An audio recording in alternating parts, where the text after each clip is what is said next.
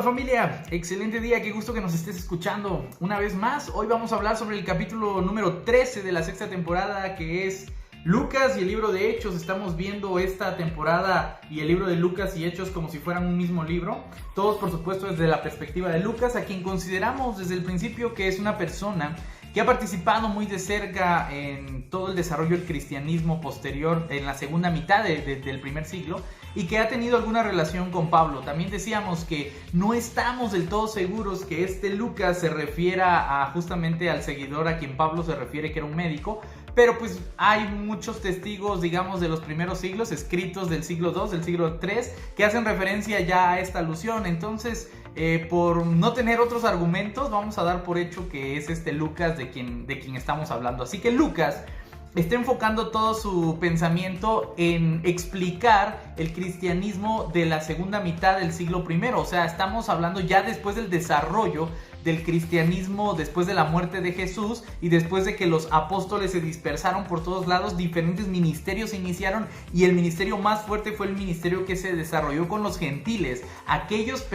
personas que fueron predicadas por Pablo y por todo, digamos, el linaje o toda la escuela paulina, la misma escuela que va a crear el cristianismo que al día de hoy conocemos y que es incluso uno de los líneas de pensamiento más fuertes de todo el cristianismo. Así que Lucas está escrito para todos los gentiles, está escrito en un lenguaje que puede entender el pensamiento griego, la mentalidad griega, y tiene por supuesto un fin, como todos los demás evangelios. En este caso es ir contando qué ha sucedido a lo largo de toda la historia, cómo argumentar de manera así un poco histórica y un poco sistemática todos los procesos que han llevado al cristianismo a encontrarse en el estado en el que seguramente se encuentra en el año 70 aproximadamente después de Cristo.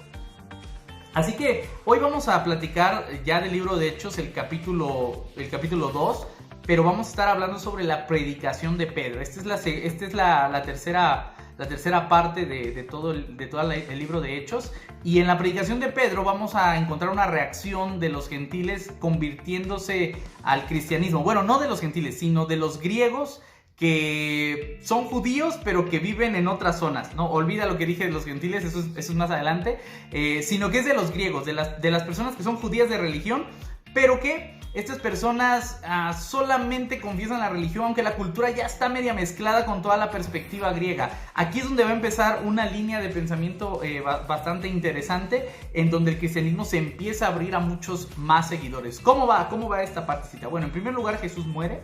Después de la muerte de Jesús viene la resurrección. Después de la resurrección viene la ascensión de Jesús.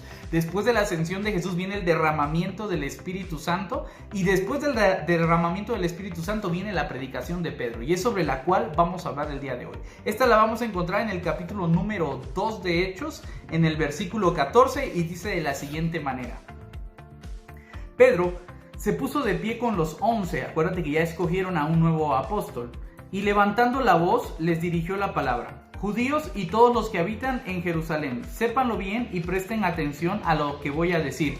Habían más personas en Jerusalén que no necesariamente habitaban ahí, aunque eran de la religión judía, porque estaban celebrando el día de Pentecostés. Acuérdate que esto era una fiesta de las cosechas, entonces había gente en este lugar a quien Pedro les va a predicar. Estos hombres, dice, no están ebrios como ustedes sospechan, ya que no son más que las 9 de la mañana, eso quiere decir que no es hora de beber, sino que está cumpliéndose lo que anunció el profeta Joel. Se está cumpliendo una profecía.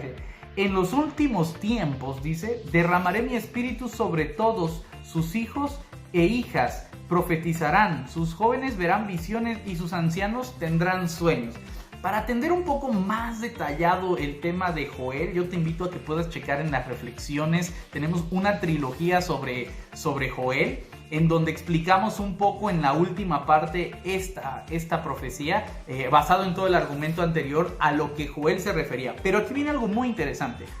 Han pasado ya muchos años desde que Joel dijo esto, y cuando ahora Pedro lo está tomando para hacer una reinterpretación de este texto. Entonces aquí es bien importante entender cómo va a empezar a armarse el cristianismo a partir de usar textos judíos antiguos y reinterpretarlos. Miren, el texto tiene un momento en el que se dice, un momento histórico en el que bajo su contexto histórico se dice algo.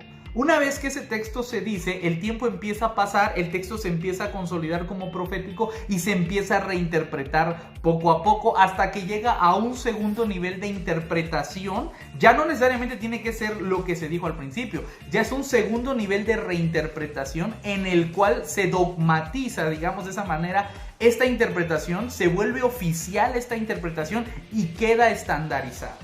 Una vez que esta interpretación quede estandarizado, entonces existe la posibilidad de que algunos rabís, que son los estudiosos de la ley, puedan comentar, anexar interpretaciones a esta interpretación oficial. Rarísima vez existe que algún rabí contradice a la interpretación oficial, pero todas estas interpretaciones van quedando registradas, y aquellos rabís que tienen, digamos, una posición fuerte, una influencia grande, se van posicionando a tal punto, puede llegar a ser, de que la interpretación de un rabí muy poderoso se ponga a la par de una interpretación, digamos, oficial, y entonces existan dos interpretaciones oficiales. O sea, esto puede llegar a suceder a lo largo de la historia. Por eso, cuando ya estamos en los tiempos de Jesús, hay diferentes líneas de pensamiento. Están los saduceos, los esenios, los celotes, aunque no son del todo religiosos, más militares, pero están como una facción más del judaísmo. Y dentro del fariseísmo incluso hay dos líneas de pensamiento muy importantes, que son el del maestro Hillel y el del maestro Shammai. O sea, no está todo estandarizado como si solo hubiese una interpretación. Bastante paradójico, porque si desde tiempos muy antiguos eso no existía, parece ser que ahora ya queremos estandarizar una sola interpretación, y realmente eso no va a suceder. La diversidad de pensamiento tiene su riqueza y hay que saber aprovechar la riqueza en esa diversidad de pensamiento. Entonces, ¿qué me estás queriendo decir, Merari? ¿Que hay dos verdades? No hay dos, hay como 100 verdades, hay como 200 verdades. Todas ellas tienen puntos en común. Esto es muy interesante. Tienen puntos en común. ¿A qué te lo voy a comparar? Mira, te lo voy a comparar a una gama de colores. Digamos que la verdad está en la gama de los rojos. Entonces, si tú me dices amarillo, anaranjadito, incluso tendiendo a morado, esto sigue dentro de la gama de rojos y por lo tanto está dentro de la gama de verdad.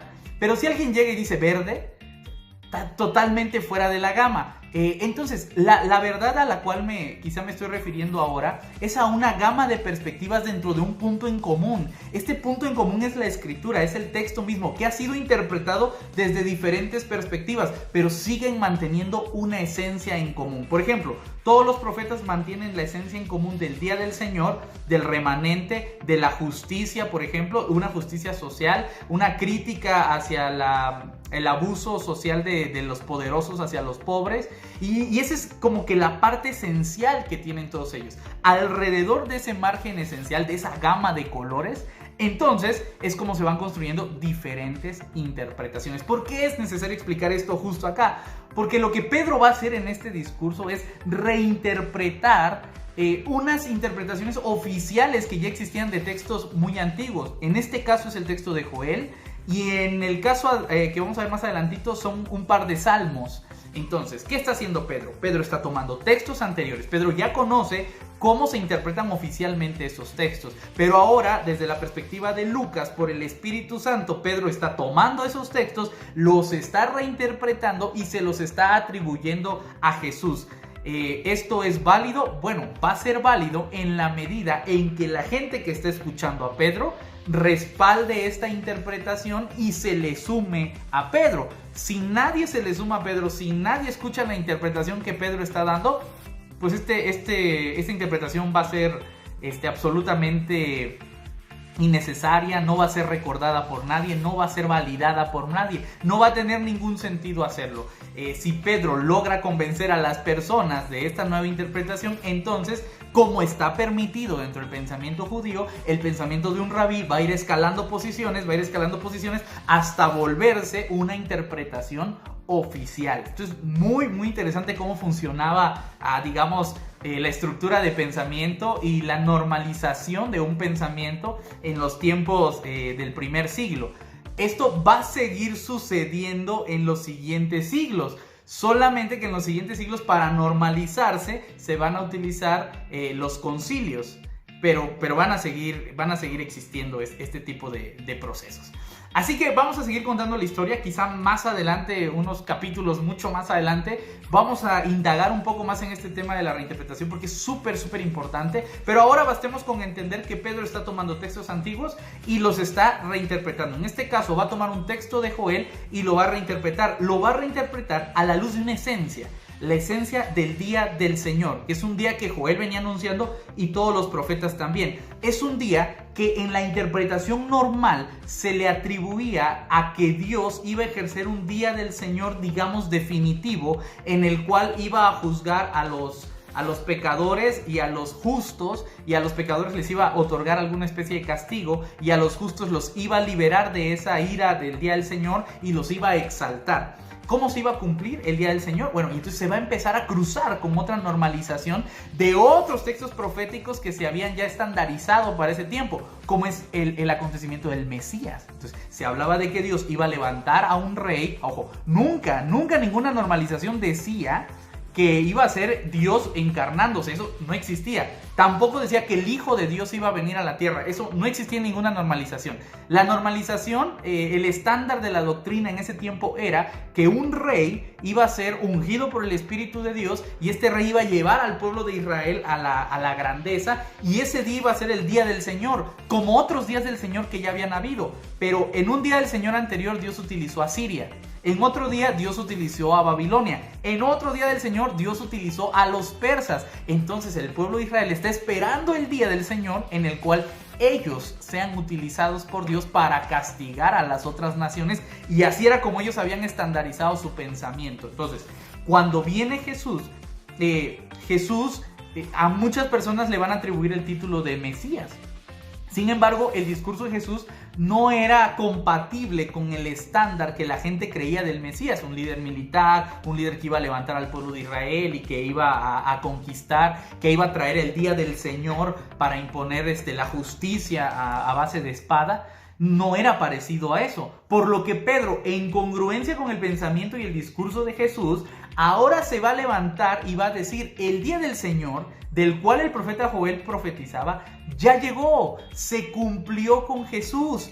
Y no solamente se cumplió en el hecho de que va a haber una guerra, o que el rey ya se levantó, o que nosotros vamos a conquistar a todas las naciones. Se está cumpliendo en el sentido en el que lo dijo Joel, en que el Espíritu de Dios se va a derramar sobre toda carne. Entonces le da un giro al día del Señor muy interesante, pero que está dentro de la esencia, o sea, dentro de la gama de rojos. En lugar de ser amarillo se va a un moradito, pero sigue dentro de la gama. Dice: el Espíritu de Dios va a llenar a todos sus hijos e hijas, y basado en este Espíritu del Señor es como el día del Señor se va a implementar. Es necesario primero que el Espíritu de Dios se derrame antes de que agarremos las espadas, nos subamos a los caballos, hagamos guerra y destruyamos a todas las naciones, porque desde el discurso de Jesús eso no va a suceder. El discurso de Jesús no es un discurso militar, es un discurso incluso de paz. Entonces, ¿cómo vamos a conquistar el mundo? ¿Cómo se va a implementar el día del Señor? La interpretación de Pedro es ahora por el Espíritu Santo derramado por Dios, profetizado por Joel. Entonces, populariza la interpretación de Joel para argumentar el derramamiento del Espíritu Santo en este pequeño grupo de personas que estaban orando en el día de Pentecostés.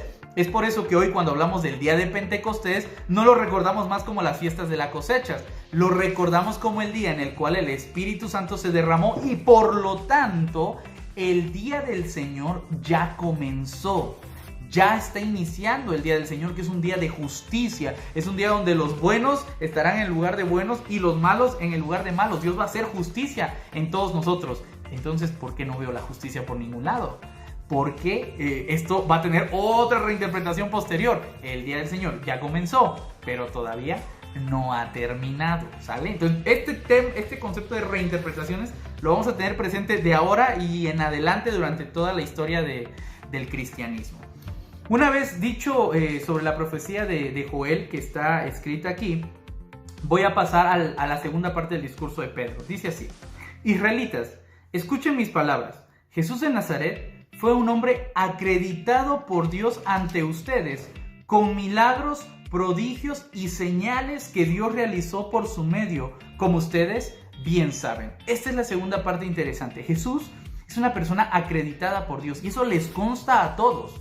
¿Por qué? Porque Dios respaldó el ministerio de Jesús con milagros, señales y prodigios. Esto va muy parecido a la teología paulina, a la teología juanina, cuando Juan dice, ¿para qué son los milagros? Los milagros no son para bendecir a su pueblo, los milagros no son para sanar a sus hijos, los milagros no son para darle un premio al que tiene más fe, no, los milagros en el tiempo de Jesús existían para que creyesen que Jesús es el Cristo. O sea, todos los milagros tienen un sentido y difícilmente, como nosotros lo entendemos ahora, el fin no era sanarte a ti, el fin era que tú creyeras que Jesús es el Cristo. Es por eso que no toda la gente es sanada, es por eso que no hay milagros por todos lados, porque los milagros tienen un fin, ¿sale? Entonces esta parte también es muy interesante. Y este fin, desde la perspectiva de Lucas, está respaldando a Jesús para que sea obvio ante todos que es una persona enviada por Dios.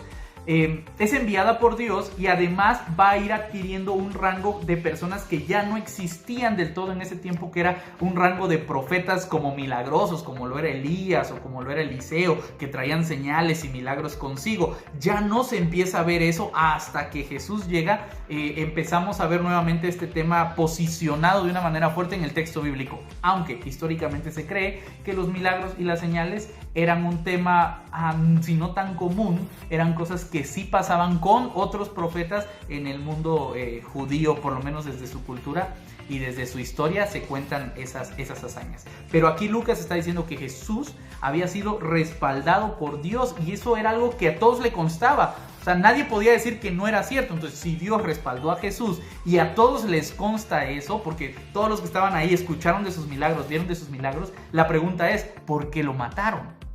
Esa es la pregunta con la que va a rematar Pedro su discurso. Dice, a este hombre, entregado conforme a los planes y propósitos que Dios tenía hechos de antemano, ustedes lo crucificaron y le dieron muerte por medio de gente sin ley. Uy, aquí está haciendo una sopa de argumentos bien fuertes. Primero, este hombre que fue entregado. Y cuando dice entregado, lo curioso es no que fue muerto va después, así que hay que dividir las dos cosas. Fue entregado y desde el final del libro de Lucas fue entregado por el hijo de perdición, en este caso había sido Judas, lo cual estaba en los planes y propósitos que Dios tenía hechos de antemano. Entonces, para la perspectiva de Lucas, Dios sí tenía en mente que Jesús tenía que ser entregado. Que sí tenía que ser, digamos, entregado a sus enemigos o entregados al pueblo o traicionado por una de las personas más cercanas. Este es el discurso que Lucas está dando. Eso no quiere decir que Jesús tenía que morir. Ojo, estamos hablando de que tenía que ser entregado y que en manos de los judíos tenían la oportunidad de reaccionar de diferente manera. Tanto que hasta el mismo Poncio Pilato se va a lavar las manos dándoles otra oportunidad que ellos no van a querer aceptar. Entonces aquí vamos a hacer la división. En primer lugar, Jesús sí estaba predicho desde la perspectiva de Lucas que tenía que ser entregado y tenía que ser entregado por el hijo de perdición. En este caso se va a cumplir con Judas, pero eso no quiere decir que tenía que morir. Por eso se va a recalcar de una manera bien fuerte la segunda parte. Ustedes lo crucificaron y ustedes le dieron muerte, pero no solamente le dieron muerte, sino que además no se atrevieron a darle muerte conforme a sus propias leyes, pues no había nada que lo acusaran, sino que lo entregaron todavía a gente sin ley, esto es, a los romanos. Por eso Jesús va a morir, no con una muerte que está escrita en la ley. Por eso te digo, esto no pudo haber estado en los planes de Dios que está describiendo Lucas, porque sale de la ley del mismo Dios, sino que ustedes lo entregaron a gente sin ley, en este caso los romanos, y por eso los romanos lo crucificaron. O sea, todavía les está diciendo, como ustedes no encontraban cómo matarlo con la ley, porque él no había fallado a la ley, entonces lo entregaron a gente sin ley para que ellos se mancharan las manos, pero ellos no tienen las manos manchadas de sangre, ustedes lo asesinaron. Ese es el discurso de Pedro y va bastante fuerte a todo un público de judíos, a todo un público de conocedores de la ley, a todo un público que sabe que Jesús era una persona respaldada por Dios y que ha sido asesinada por los romanos. Aquí Pedro está revelando, no fueron los romanos, fueron los judíos los que lo entregaron y los que lo mataron. Ese es como que el clímax del discurso de Pedro. Ya te imaginarás cómo se va a estar sintiendo los judíos en ese momento. A algunos se les está revelando porque no sabían toda la trama que había detrás de la muerte de Jesús, y a algunos que sí sabían qué estaba pasando están empezando a sentir remordimiento. Pero Dios, liberándolo de los rigores de la muerte, dice, lo resucitó, porque la muerte no podía retenerlo. Y aquí es donde vienen dos salmos reinterpretados muy interesantes. El primero dice, David, refiriéndose al Señor, dice: pongo siempre delante al Señor, con Él a la derecha no vacilaré. Por eso me alegra el corazón, mi lengua canta llena de gozo y mi carne descansa esperanzada, porque no me dejarás en la muerte, ni permitirás que tu devoto conozca corrupción. Me enseñaste el camino de la vida, me llenarás de gozo en tu presencia. Viene la explicación de Pedro. Hermanos, permítanme que les diga con toda franqueza, el patriarca David murió y fue sepultado, y su sepulcro se conserva hasta hoy entre nosotros. Pero como era profeta y sabía que Dios le había prometido con juramento que un descendiente carnal suyo se sentaría en tu trono, está argumentando a una parte del libro de Segunda de Reyes, que se está refiriendo a su linaje, por supuesto. Previó y predijo la resurrección del Mesías, diciendo que no quedaría abandonado en la muerte, ni su carne experimentaría corrupción.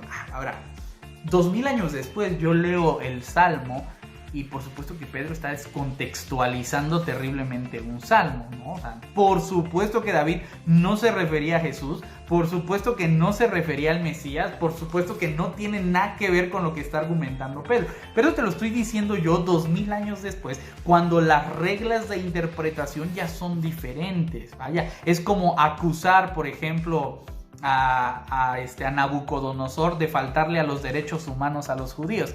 Es ilógico, los derechos humanos no existían en ese tiempo. Yo no puedo criticar a una persona de 2000 años atrás con argumentos del presente. No puedo atribuirle, porque lo estoy evaluando desde fuera de su contexto. Imagínate que yo le dijera a los primeros humanos que empezaron con la escritura hace como 4000, no, un poquito más, como 5000 años, empezaron el periodo de la escritura, y yo les decía, oigan, o sea, ¿cómo son tan lentos de escribir en piedra? ¿Por qué no tomaron una tableta y escribieron en la tableta, en una computadora, lo subieron, lo cargaron a la nube y ahí lo hubiésemos podido descargar cuando quisiéramos?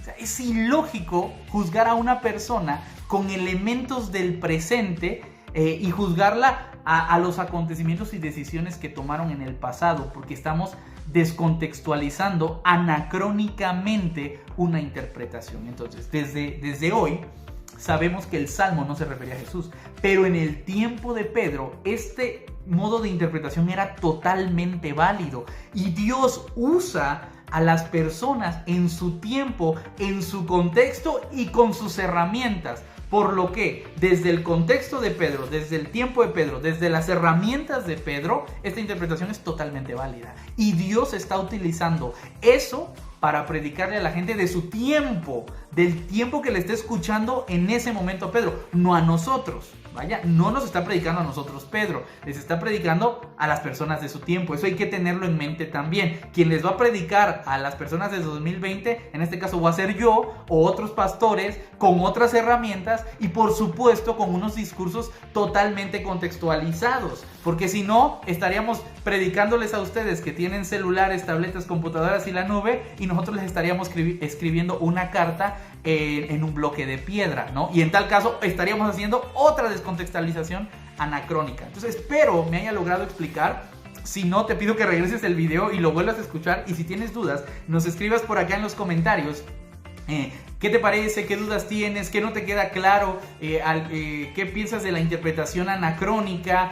Muchas cosas que tú quieras comentarnos, por favor escríbenoslas, compártenoslas, y en la medida de lo posible vamos a tratar de responderte. Yo no sé todas las respuestas, pero no hay que saberlas todas. A veces solo hay que tener el número de teléfono de quien sí las sabe, y eso sí los tengo. Así que si tú quieres preguntarme y yo no puedo responderte, con todo gusto voy con alguien que seguramente tiene respuestas más certeras, más cercanas, y vamos a tratar de responder todas las dudas posibles. Así que, para ir concluyendo esta célula el día de hoy, Pedro va a utilizar dos salmos. El primero de ellos es para argumentar que Jesús iba a resucitar desde el discurso de David.